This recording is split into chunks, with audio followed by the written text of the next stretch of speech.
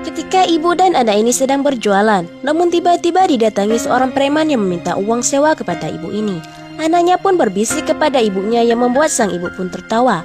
Preman yang terus memaksa membuat ibu ini pun marah dan berteriak balik kepada preman itu. Preman yang melihat anaknya tertawa lalu dia menghampiri dan meminta untuk berhenti berjualan. Namun pria ini tak sama sekali menghiraukannya, yang membuat preman itu semakin marah.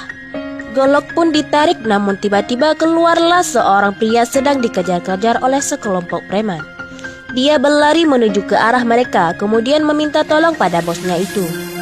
Dia yang melihat mereka sekelompok preman yang sangat kejam, dia pun berkata bahwa ia tak mengenalnya. Dia pun menyerahkan pria itu kepada preman.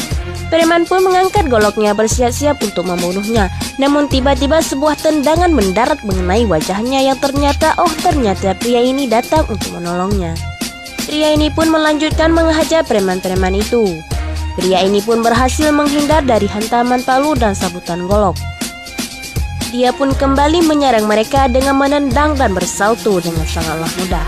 Melihat anaknya dikepung, sang ibu pun mengambil sepotong kayu dan melemparkan ke anaknya, dan dia kembali memukuli preman-preman itu dengan tongkat kayu pemberian ibunya. Dia yang melihat preman naik ke atas tangga, dia pun menyusul mereka dan melanjutkan melawan preman-preman itu dengan melemparkan satu persatu ke bawah. Sementara sang ibu membawa sebuah botol dan diberikan kepada anaknya, lalu dihantamkan botol itu ke kepala preman sampai terjatuh ke bawah. Dan dia pun berhasil melumpuhkan semua preman-preman itu. Sementara pria yang ditolongnya berterima kasih kepada dia dan menanyakan siapa namanya. Namun pria ini hanya tersenyum dan meninggalkannya.